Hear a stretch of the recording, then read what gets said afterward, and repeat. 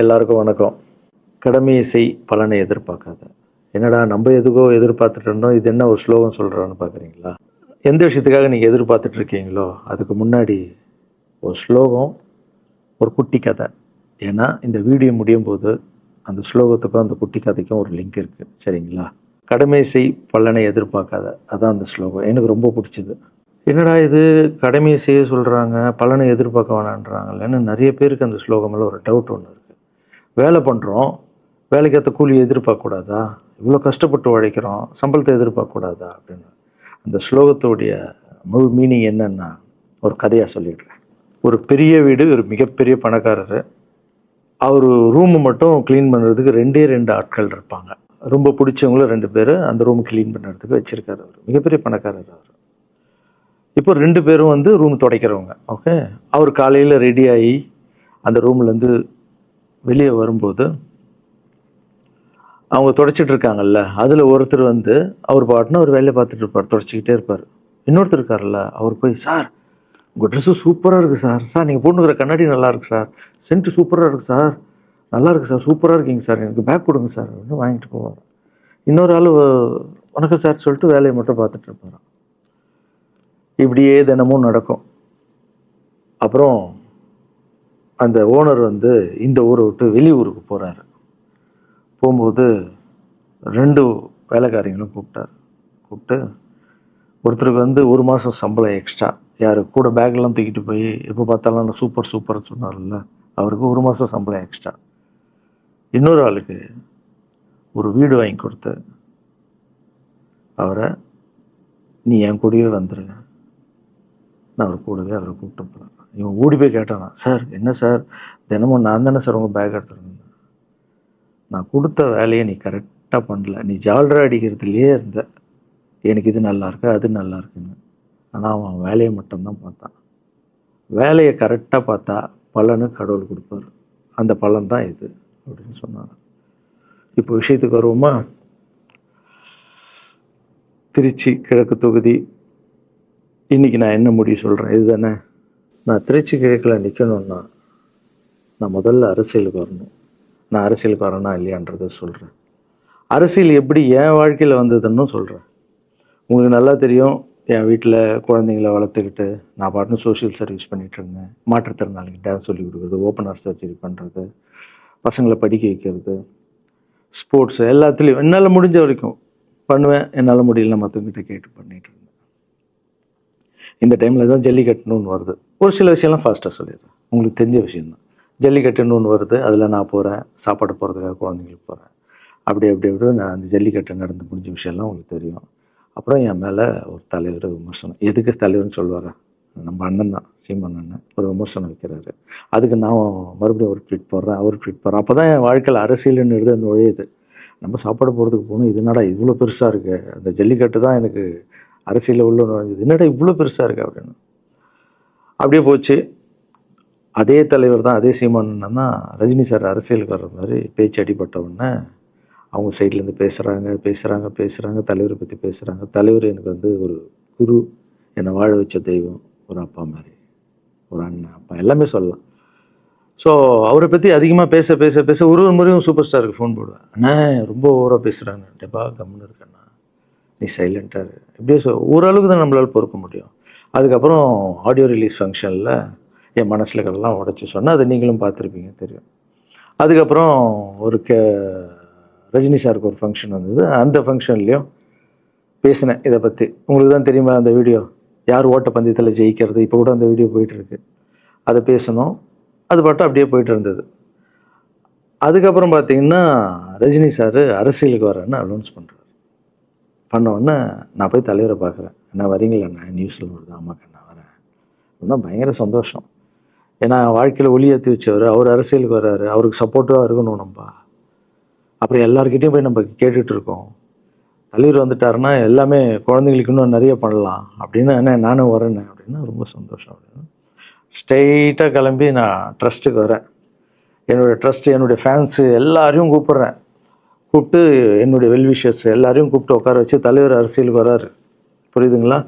எனக்கு வந்து எழுத படிக்க தெரியாது, அதான் ஒரு ட்வீட் பண்ணணும், இதெல்லாம் ரெடி பண்ணுங்கன்னு தமிழில் சொல்லிவிட்டு அவங்க ரெடி பண்ணிட்டு இருக்க ஒரு டீம். இன்னொரு டீம் உட்காந்து என்கிட்ட கேள்வி கேட்குறாங்க, தலைவர் அரசியலுக்கு வந்தால் அவர் வந்து சிஎம் ஆகிடுவார், நீங்கள் வந்து அமைச்சர் ஆகிடுவீங்களாண்ணே, சுகாதாரத்துறை அமைச்சர் தான் நம்ம வந்து ஆப்ரேஷன் நிறைய பண்ணலாம், இன்னொருத்தர் கல்வித்துறை எடுத்தால் நிறைய படிக்க வைக்கலாம். டேய், கடமை செய்யணும், பலன் எதிர்பார்க்கக்கூடாது. சுகாதாரத்துறை அமைச்சர், இது வந்து கல்வித்துறை, இதெல்லாம் படிச்சவங்க வர இடம். அண்ணன் படிக்கலடா. எல்லாருக்கும் படித்த இடத்த போட்டு ஒரே இடத்துல போய் முடங்கி போய் படிப்புனா படிப்பு மட்டும், எல்லாம் கட்சி வளரட்டும், தலைவர் வரட்டும், எல்லா துறையிலேருந்து ஹெல்ப் கட்டு நல்லா பண்ணுவோம், பெரிய ட்ரஸ்ட்டு கட்டுவோம். இப்போன்னா சின்ன ட்ரஸ்ட்டில் தான் நம்ம இருக்கோம். சின்ன வீட்டில் 60 குழந்தைங்க நீங்கள் இருக்கீங்க, 100 ஏக்கரில் கட்டுவோம். ஊனமுற்றோர்கள் இந்த பக்கம் திருநங்கைகளுக்கு, இந்த பக்கம் முதியோர்களுக்கு ஒரு பெரிய ட்ரஸ்ட் கட்டி பண்ணுவோம்டா. சூப்பர்ண்ணா. இன்னொருத்தர் டக்குன்னு அங்கேருந்து, அண்ணா நம்மளை ஏற்று பேசின்னு இருக்கார்ல சீமான் அண்ணன், அவருக்கு ஆப்போசிட்டாக எதிர்த்து நில்லுங்கண்ணே அப்படின்னா. அது அரசியல் இல்லை. ஒருத்தர் மேலே கோவத்தால் நம்ம அரசியலுக்கு வந்தால் அது வந்து வெறுப்பு அரசியலாக மாறும். அரசியல்ன்றது மக்களுக்கு நல்லது பண்ணுறதுக்காக வரணும். இப்போ அவரை நான் அழிக்கணும், அவரை நான் ஏதோ ஒன்று செய்யணும்னு அந்த ஆசையில் வந்தேன்னு வச்சுங்களேன், ஆசை என்ன கோபமாக மாறும். கோவத்துலேருந்து என்ன வரும், வார்த்தைகள் தப்பாக வரும். வார்த்தைகள் மட்டும் வராது, தப்பான வார்த்தைகள் வரும். மக்களுக்கு நம்ம மேலே மரியாதை இல்லை, மக்களுக்கு நம்ம மேலே மரியாதை இருக்காது, போயிடும்.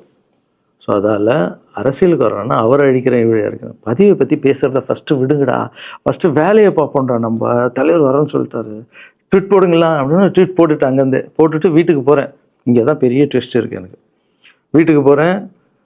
வீட்டுக்கு போனோன்னா எப்பவும் நான் அம்மா கிட்டே போய் ஒரு விஷயத்த சொல்கிறதுக்கு முன்னாடி ஒரு சர்ப்ரைஸ் ஒன்று பண்ணுவேன். எங்கள் அம்மா கோவில் கட்டுறது கூட, கோவில் கட்டிட்டு ஸ்டாச்சுலாம் ஆர்டர் பண்ண அப்புறம் தான் அந்த ஸ்டாச்சுவே காமிச்சாங்க அம்மாவுக்கு. அதே மாதிரி அரசியல் விஷயத்துலையும் போய் சொல்லலான்னு அம்மாவை கூப்பிட்டு ஃபேமிலியெல்லாம் உட்கார வச்சு, அம்மா தலைவர் அரசியலுக்கு வர்றாரு, சரி கண்ணா, நானும் அரசியல் போடுறேன், இங்கே பரமா ட்வீட் போட்டிருக்கேன் அப்படின்னு. அம்மா முகம் டக்குன்னு மாறிட்டு ஓகே கண்ணா, ஓகே கண்ணா சாப்பிடலாம் அப்படின்னு எழுந்து போயிட்டாங்க. என்ன இப்படி போக மாட்டாங்களே, ஒரு விஷயத்த சொன்னால் சூப்பர் கண்ணான்னு பேசுவாங்கள்ல, 1 ஹவர் அதில் இருக்கிற நல்லது கெட்டது எல்லாம் பேசுவாங்க, என்ன போயிட்டாங்க அப்படின்னு ஒரு ஃபீல். சரி, இது உடம்பு சரியில்லை போல, அப்செட்டில் இருக்கான்னு விட்டேன். அப்புறம் 2-3 நாள் அவங்ககிட்ட பேசவே மாட்டுறாங்க. கூப்பிட்டு உட்காந்து, என்னம்மா உனக்கு பிரச்சனை, ஏதாவது தப்புன்னா அடின்னா அடிச்சிடுமா, என்னம்மா இப்படி பேசாமல் இருக்குன்னா, இல்லை கண்ணா நீ அரசியல் போனது எனக்கு பிடிக்கல அப்படின்றாங்க.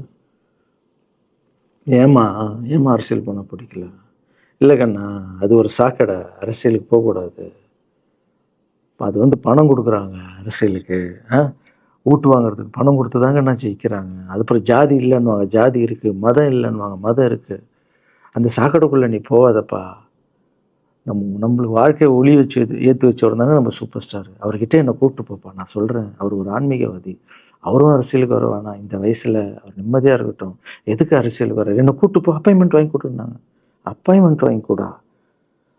நானும் வேறு கனவுல வந்து மைண்ட் வைஸ், அம்மா நான் சொல்கிறது கேளுமா, நம்ம எத்தனையோ இப்போ வந்து எல்லா குழந்தைங்களுக்கும் ஒவ்வொரு ஸ்டேஜில் போய் கேட்டு தானேம்மா ஹெல்ப் நடக்குது. இப்போது தலைவர் வந்துட்டாருன்னா நம்ம தாராளமாக பண்ணலாம்லம்மா, உன் கையில் எவ்வளோ காசு இருக்கோ அதுக்கு மட்டும் செய், அரசியல் வேணான்னு சொல்கிறேன் அப்படின்னு போயிட்டான்.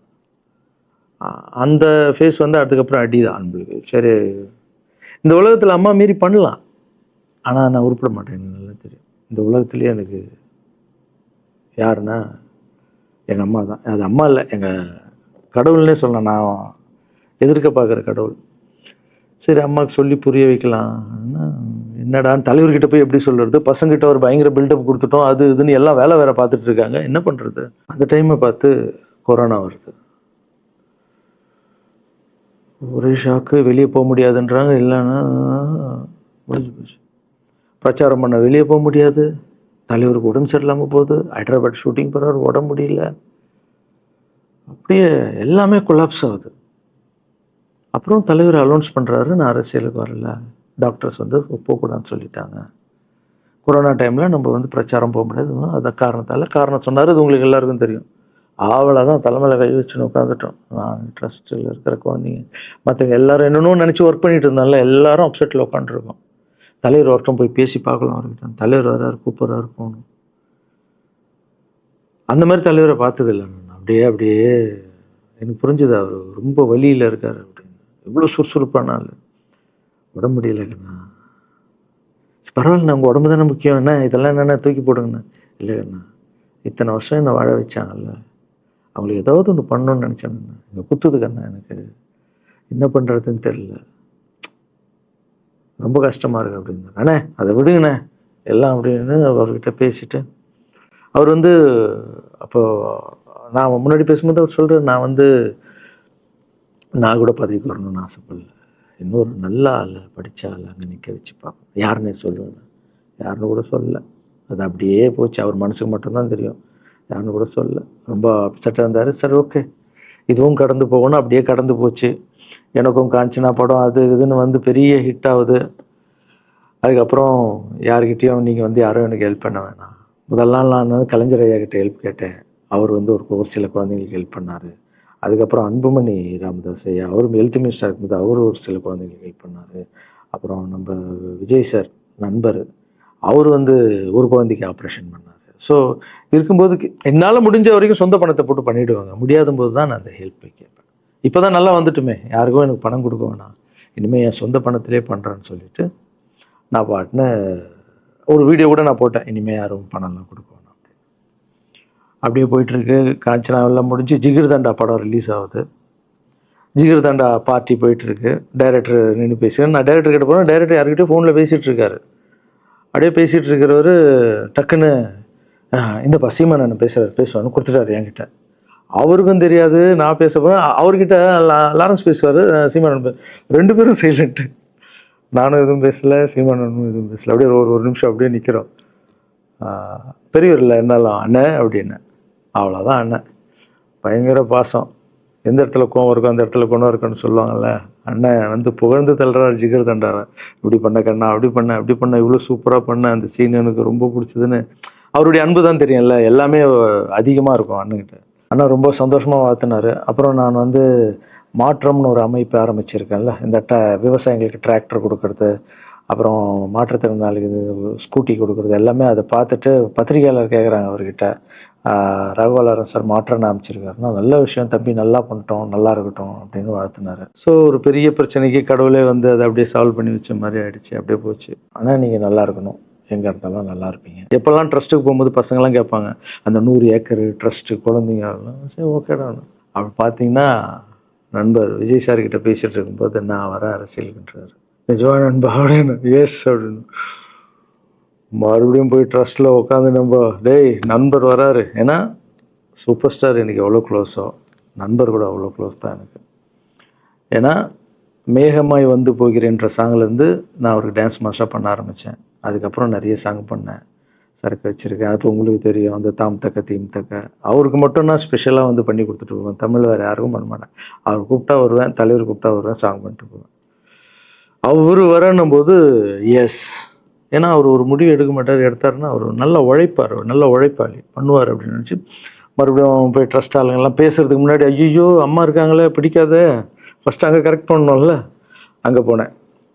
அம்மா நண்பர் அரசியலுக்கு வராருமா, என்னம்மா அப்போ தான் ஓகே, இப்போ எல்லாம் மாறி இருக்கு, போகலாமா, நீ ஃபஸ்ட்டு அவர்கிட்ட ஒரு அப்பாயின்மெண்ட் வாங்க, நான் உன்னை கூப்பிட்டு போகிறேன் அப்படின்னா. கூப்பிட்டு போய் இந்தப்பா என் பிள்ளைய ஒப்படைக்கிறேன் பார்த்துக்கப்பான்னு சொல்லுன்னு பார்த்தா, என்னம்மா பேச போகிறேன்னு கேட்டேன். நீ அரசியலுக்கு வராத தம்பி, இது ஒரு சாக்கடை, நீ அரசியலுக்கு வராத, நீ ரொம்ப சைலண்டான ஆள், உனக்கு இதெல்லாம் செட் ஆகாது, பணம் கொடுத்தா தான் ஜெயிக்க முடியும், ஜாதி இருக்குது, மதம் இருக்குது, இதெல்லாம் தாண்டி வருது கஷ்டம்னு நான் அவர்கிட்ட சொல்கிறேன்ப்பா அப்படின்னு. அப்படியே மா புரிஞ்சுக்குமாண்ணா, டேய் மீன் குழம்பு வச்சுருக்கேன் சாப்பிட்றேன், அதே மீன் குழம்பு. ஓகே, நான் நினச்சிட்டேன் நம்ம ஜாதகத்தில் இல்லை போல், சரி விட்டுடலாம், சரி இப்போ விட்டுருவோம், ஒரு 2-3 நாளைக்கு அப்புறம் மறுபடியும் பேசுவோம் அப்படின்னு மறுபடியும் பேசுகிறேன். அதே மறுப்பு தான். நானும் நண்பர்கிட்ட பேசுகிறேன், அம்மா இப்படி சொல்கிறாங்க நண்பா, அது அவங்களுக்கு தெரியல, அவர் நிறைய பேச மாட்டார், வயசானவங்கல்ல, தெரியல, வந்தப்புறம் புரியும், ஒரே வார்த்தை தான். அதுக்கப்புறம் ஃபோனில் கூட்டணி கட்சியெல்லாம் வராது போது, நண்பா என்னடா யாரும் கூட்டணி கட்சி வரல நண்பா, இது அது நான் எனக்கு ஒருத்தர் பிடிச்சிட்டாங்கலாம் மனசில் பட்டதை எல்லாமே சொல்லிகிட்டு இருப்பேன். அது நல்லதோ கெட்டதோ, என் பழக்கம் அப்படி தான், பிடிக்கலாம் தூரம் ஒதுங்கிடுவேன். அப்படியே போகுது. எலெக்ஷன் வருது, அனௌன்ஸ் பண்ணுறாங்க, எலெக்ஷன் நண்பர் நிற்கிறாரு. ரிசல்ட் அன்றைக்கி டோட்டலாக மாறுது எல்லாமே, அப்படியே தலைகீழாக ஆகுது, புரட்டி போடுறாரு சரித்திரத்தை. வேறம்மா முதல்ல தெரிந்து எங்கள் அம்மாவை தான். எனக்கு ரொம்ப ஆசையாயிடுச்சுன்னா எங்கள் அம்மா மேலே அம்மா பேர் கண்மணி. கண்மணி அப்படின்னு தான் கூப்பிட்டு போவேன்.